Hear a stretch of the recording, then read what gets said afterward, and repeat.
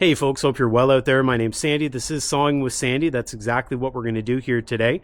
I'm standing underneath my saw shed and my sawmill is right behind me. Now, if you haven't seen my previous videos, this might be brand new to you and it might look a little bit different than what you're used to seeing with sawmills.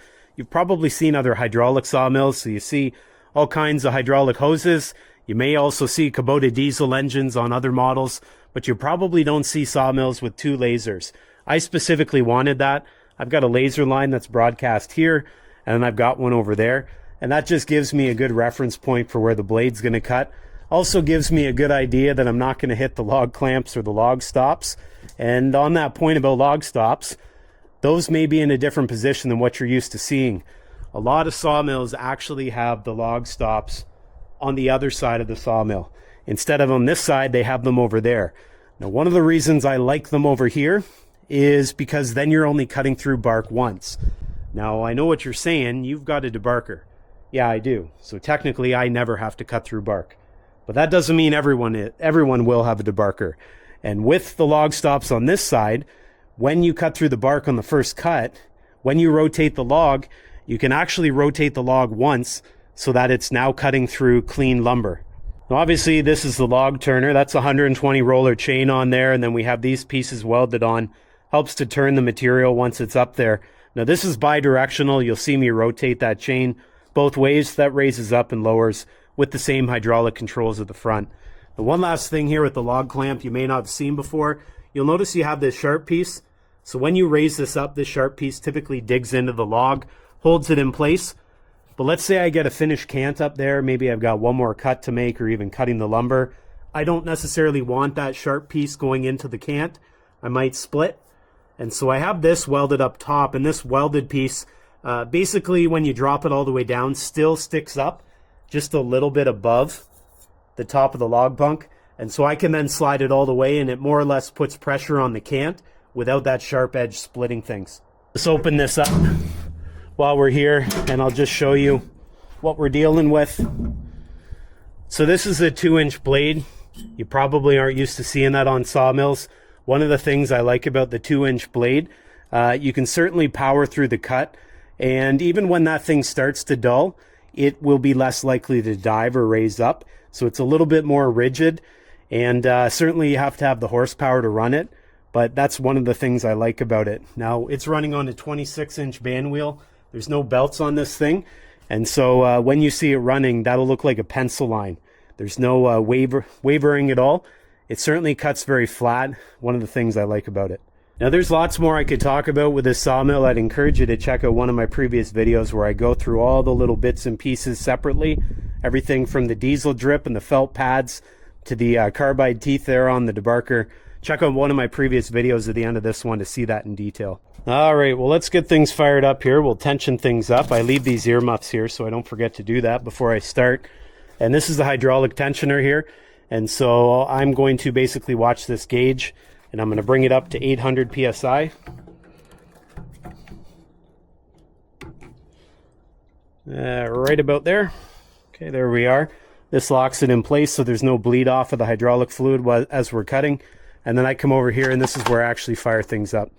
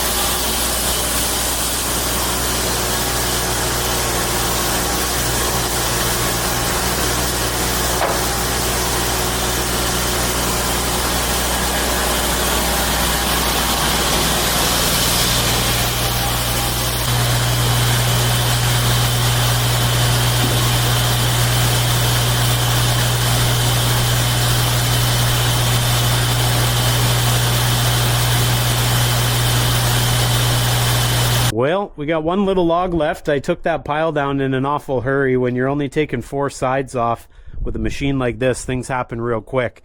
Now I am getting one big stockpile of slabs, and compared to all the logs I've got to mill, I better figure out a system for this. My little slab rack is overflowing. Now I might end up maybe having a secondary market with this. I'm not sure anyone will pay for it, but we'll see what'll happen. Usually people don't pay for stuff like this. It's in such abundance around me. So at the very least, maybe I can give it to someone who wants it. Either that or I cut it up for some campfire wood. Regardless though, we made a pile of lumber in a hurry. And the nice thing is, this is good stuff. Look at the square edge on that. And check out the quality of the cut. I'm very, very impressed here. The 2-inch blade, I didn't know exactly how I was going to like it. I'm coming off a 1.25 inch blade, and well, many people, their next step is 1.5 inches. I jumped right from 1.25 inch to 2 inch. And when I first saw this thing up close, I was thinking, wow, you're going to need some power to move that around. And well, luckily the 37 horsepower certainly did it. So 2-inch blade all the way for me. I'm getting nice flat cuts, and can't really go wrong there. Now I've got some 2x6s I made as well. And one thing I'm really liking, I'm getting real good dimensions. The dimensions are accurate. And that's just going off the scale there. I'm not even using the Setworks. Typically, if I was sawing lumber, I would use the Setworks. Check out one of my previous videos if you want to see that in action. But I was just going by eye here today with a scale, and the nice thing is I'm getting some good accuracy there. Anyways, just a few things I was trying out today that I'm not entirely used to, and that's rotating a cant or a log with the log clamps. And that's completely possible, and many of you have mentioned it to me, but I'm just not used to it yet, so I'm not that good at it. That's where you drop this all the way down, and then this little point actually can go right under whatever it is you want to flip, and then you just lift up on it, and that can help to rotate things. What I was doing is I was dropping it all the way down, going under, lifting, and then almost at the same time I was backing up this way, and that was rotating things. Likewise, if you need to move things back, you can grab onto the bottom side and pull it back just a little bit.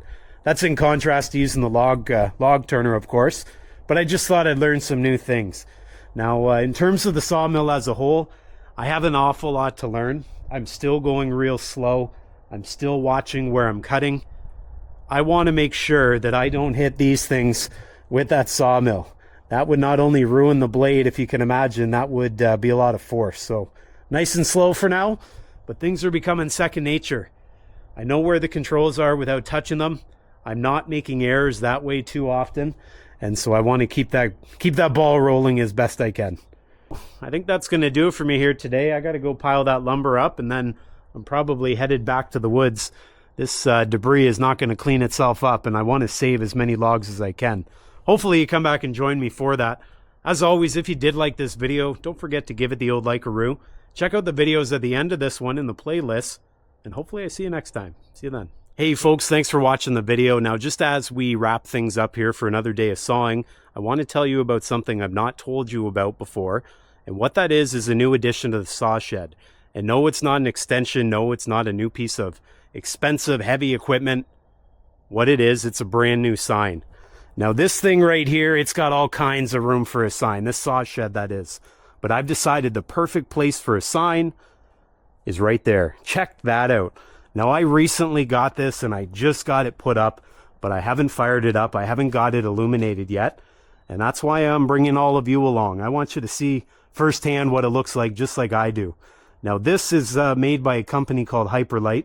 They reached out to me right around the time that I wrapped up building the saw shed. They knew, just like many of you did, that a sign goes hand in hand with a new structure. And because I didn't have a sign yet, I didn't have an idea for a sign, they said, hey, can we build you one? And I thought, gee, that's a nice gesture. Sure, let's see what we can do. They put this together, and I'm shocked because it follows my logo identically. And also, if you look at it, it's got a bit of 3 dimensions to it. It sticks off this piece of plywood that I mounted it to. And this part here is what's going to illuminate. I'm not entirely sure what that's going to look like, but we're going to check it out right now. And so when you get it, there's 2 wires. And more or less what you're doing, you're just plugging it in. So I plugged in 1 wire there to this unit, which comes with it, the LED dimmer. And then I plug the other wire in to this unit here, the LED controller. And to be honest, I didn't plug anything in here. This was already plugged into it. I plugged it in right here. So those were the two connection points. And then there was a power source that came with it. And I've got it running off 120 volt. And that's my power sources back there. Now there's also these two controllers, and we're going to see what they do here. I'm not entirely sure what they do, but I do know on and off.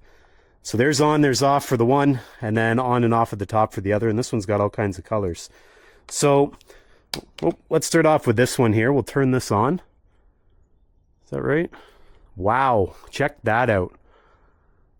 Now you want to talk about illumination, that is it. I was thinking it looked like a light bulb, but that certainly glows.